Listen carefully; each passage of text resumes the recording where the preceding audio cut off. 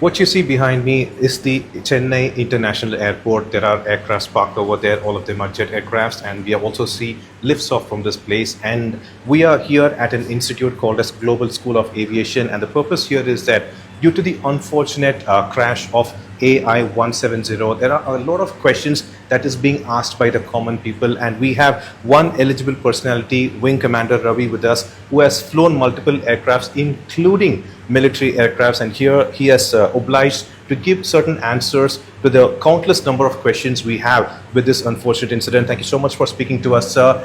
Give us a small briefing about yourself, sir. I'm a retired Wing Commander from Indian Air Force, and I have been in Indian Air Force for 20 years, and during my career I have flown military aircrafts, mainly like Hawker Siddeley 748, then Antonov 32 Russian, and then Illusion 76. I have close to about 5,000 hours of flying in my career of last 20 years. Then I was with Blue Dart Aviation cargo airline as a safety manager. And now I am doing the training for the pilots, cabin crew, the ground operations, and then heading the aviation training wing here in the Global School of Aviation, which is part of the brand of Global Flight Landing Services. Sir, it's an honor talking to you. Thank you so much. And so the first and foremost doubt we have, the people generally have, is that what is a jet aircraft? Why do we call it as a jet aircraft? Yeah, jet aircrafts generally fly with the jet engines. Basically, these engines take the air in and then the compress. Fuel is mixed with the ignition, and then the compressed air gas goes through the turbine and then pushes it through the nozzle, thus creating a thrust with which it's able to fly. Basically, it is the Newton's third law of motion, which equal is applied. And opposite. Yeah, equal and each and every action has an equal and opposite reaction. That is, law is applied to propel this jet engine aircraft. Yes, sir. But once it takes off, so unfortunately what happened with AI 170 is that the incident occurred within seconds of it takeoff, and you have an aircraft over here, or a model of it. And what exactly happens when a pilot is actually decided to take off? What is the role of a flap in an aircraft? Yeah, if you see the main, this is a jet engine, and then these are the wings. And since you spoke about the flaps, normally the aircraft needs to produce the lift enough to get airborne from a runway. The wings have certain capacity to produce the lift, and then they work based on how much is the airflow which is flowing over the wing. So when at slow speeds we want to take off, we need to augment the lift which is produced, which needs to overcome the weight of an aircraft. So the flap is called a lift augmentation device. Basically, this increases the surface area of the wing. We would have seen the flaps come out of the wing at the back, and the total wing area increases. See, as per the basic Bernoulli's theorem, lift is a function of, there is a lift coefficient and density of air, airspeed, and the surface area of a wing. So when other factors are constant, what we do during takeoff is, since I want the aircraft to get airborne in a shorter distances, and we increase the surface area of a wing, by which we are increasing the lift. Hence, aircraft is able to get airborne using a shorter runway. So higher the flap setting, higher is the surface area, greater is the lift, and lesser is the runway required. So you mean to say that the flaps are engaged during liftoff and landing to expand the surface area of the wing. But what is the speed when there is a takeoff speed, and what is the cruising speed of a jet aircraft? See, the aircraft speeds varies depending on the type of aircraft, the all-up weight, or the maximum certified takeoff mass. If we speak about AI 170 type. So these speeds somewhere range around 140 knots, and depending on whether it's a short field takeoff or a long runway takeoff. But by and large, when there is a full weight takeoff, these speeds range around 130 to 140 knots. And when it comes to Dreamliner, another question that was put forward on the social media is that where exactly is the fuel stored? Yeah, fuels are stored in the wings. We call the wing tanks, as well as we have a center tank on the top. So both the wings will have fuel, and we also have the center tank in which also the fuel is consumed. And we have an automatic fuel feed system through which the sequence of fuel is decided, and they are fed to the engines, both the engines simultaneously. And also that one more question that was put forward from the visuals we saw is that there were landing gears, and those were not retracted. But there was something called as a rat. What is a rat actually? Yeah, see, basically a landing gear is the one which is retractable in these jet aircrafts because they are basically required for an aircraft to run on the runway. their purpose is not there once they get airborne. As they offer a lot of drag to an aircraft, it is customary that landing gears are retracted sooner the better. The more you delay, then more is the power required and the speed increase is delayed as much. So the general procedure is an aircraft retracts its landing gear as soon as it gets airborne. And the fact that if it remains down for a very long time, naturally the thrust available is not helping the aircraft to accelerate faster. So a delay in retraction of landing gear may reduce speed of an aircraft. That is one thing. Second question is about your RAM air turbine. This is an emergency device which is on board an aircraft. Basically, it works on various occasions, especially when there is a total loss of Where thrust. is it stored? Yeah, so generally there in around this area here, in the fuselage somewhere here, in this aircraft currently it's been there. So it gets deployed automatically when there is a total loss of thrust in both the engines, or it can be a malfunction in a hydraulic system or in a total electrical system failures. It is designed that it will come out on its own and start working. The use of an RAT is that it produces emergency electrical power supply required to have certain basic displays which are required for a pilot to maintain the flight in case of an emergency, so that he has basic references. Basic references means a height, speed, direction, attitude. These are the parameters which a pilot needs to control an aircraft in a level flight. To provide that and have some basic inputs of power requirements to make the control surfaces respond, you need certain basic electrical power supply.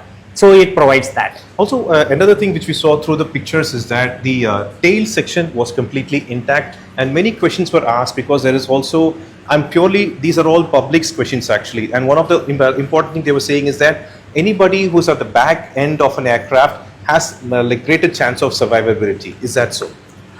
If you see, this is called an empennage, the tail panel. However, there is a bulkhead beyond which the people are not put in to sit there. However, some people stay there very close to the tail though. What you will see during most crashes is that since it is joined through here, this disintegrates from the tail, and the tail has a higher rate of survival. As a structure, it remains intact. And that's another reason why they keep the black box, the so-called black box, which is called an FDR and a CVR, which is called a cockpit voice recorders, are kept in place, which increases the probability of retrieving them even during a very disastrous total hull loss aircraft accidents. In fact, that was also going to ask you, and that was about the black box. The box is orange, but we are still calling it as a black box. What is the function of a black box? Yeah, typically black boxes has two parts in it. One is DFDR, which is called the digital flight data recorder, and another is called a CVR, which is a cockpit voice recorder. Where is it stored? Yeah, so the digital flight data recorders kept somewhere here. There are main and standby also. Certain aircraft has one of the box which is getting recorded in the front also. But mainly in many aircraft it is in the tail section, because after impact the tail portion survives a lot mainly. So it is decided to keep by design the black box, so-called black box in the tails. The digital flight data recorder records various parameters of aeroplane like its speed, height, engine parameters, fuel figures, and various other aspects. Whereas a cockpit voice recorder records the communication in the cockpit, communication from cockpit to the air traffic controller, and also the communication from cockpit to the cabin with the cabin crew also. So all the communication which takes place in an aircraft are recorded and then preserved in this. So when we download it and then we are able to work backward, or nowadays we do have animation softwares which are able to reproduce the actual construction of the flight from the digital data, and then we can simulate what went wrong and how the aircraft behaved and why the accident took place. So these are certain technological advancements which are available, and mainly they use the data in DFDR, the so-called black box. And very importantly, we've come to know that a pilot in a kind of distress, the actual word the pilot says is Mayday. And it's been said here 3 times also, Mayday, Mayday, Mayday. What does Mayday mean actually, sir? Yeah, this is a call which pilots make when the aircraft is in distress. We call it as a distress phase, wherein it is certain that aircraft is going to have a critical damage and there is a probable loss of aircraft or the people, in dire conditions. This is a standard phraseology which is used by every aviator to tell the air traffic control that we are in distress. So they spell this word Mayday, Mayday, Mayday 3 times. Behind me, we have general schematic representations of how a jet aircraft looks like. And sir, we could see a front view and the complete blueprint. So what is exactly these representations showing us? Yeah, these are the certain sketches which we use for our training purposes. If you see this picture, it shows the front view of a typical aircraft and it shows the top view of an aircraft, which you can see what the engines look and what is the wing design and is it a swept back wing or not. Those basic aspects can be explained. And if you see, this is called a basic airframe structure, and this is where we use this diagram to say how an aircraft is built. So you have basic structures like longerons, spars, stringers, and how they are arranged in an aircraft in the construction of the fuselage as well as the wing. They are all explained using this diagram. I can also see that flaps over here. Yeah, so the flap is, this is where it is. The flaps are generally, inside a wing. And when you operate the flaps, they come out. There is an extraction device which will take the flaps out from the wing and they start hanging. And when you retract the flaps, generally that's what is done after takeoff. So when the pilots pulls a lever and then push it up, then the flaps gets retracted. Basically, they work on hydraulics. So you mean to say when the wing is like this, the flaps actually extended this way. So it falls like this, which means it actually gives you more drag coefficient to lift it up. Something like a bird's way of flying by flapping its wings. Is that how it works? Yeah, it's not drag coefficient, we call it as a lift coefficient because the flaps, as it comes out from the wing, it increases the surface area of the wing in total. Hence, more is the surface area, more is the lift. As per the, all is done by these small flaps over here. Yeah, the flaps are which housed at the rear end of the wing, and then they are generally inside the wing. And once you extend, they come out and then they start hanging. It only shows that every small parts play a very important role when it comes to an aircraft. Yeah, of course. So they look so insignificant and a small part in an airplane. Absolutely, sir. And we can also see the seating pattern over here. And one question is asked about that seat 11A. Where do you think it was? And many questions are being put forward about one person, just one person surviving the aircraft, the crash. And it's supposed to be 11A. Is that a magic seat or how does it work?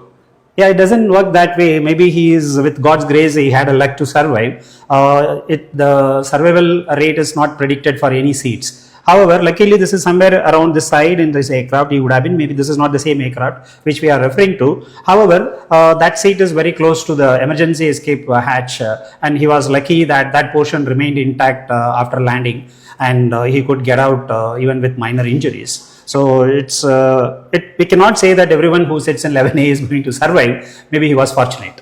You have given us a lot of knowledge about what is of aircraft and what is happening inside. But right now there is a huge debate on social media about whether flying is safe or not. So is flying safe or not? Flying is absolutely safe. We have data to prove that the most safest form of travel in the world right now is by air.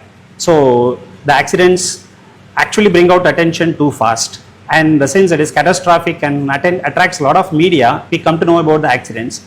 And if you take a normal road accidents, there are millions of people who die about which we don't know. So it is a comparative analysis. When you make the actual accident rate in an aeroplane is much lower. Even I can put it approximately even 1/7 of those accidents which happens by modes of surface transportation or by road or even by the ships. So the safest mode of transportation currently is aviation or by airplanes. Thank you so much, sir. That was really, you gave us a lot of answers to a lot of questions that have been, for a common person, they were asking about an amazing design of an aircraft you have over here. And we also have the exact airport, and there you see one of the aircrafts also landing as we speak over there. This exactly shows you how a landing occurs over here. Until now, the wing commander was explaining to us about how the flying is actually safe, and there we can also show you exactly how the landing has occurred over the spot. Very clearly, the wing commander has shown us what exactly happens once a passenger enters an aircraft and until he lands, everything is checked, double checked, and that's why he says flying is the safest mode of transportation. Daniel, Pramod Madhav, Point Train. Global School of Aviation. Get trained, get placed.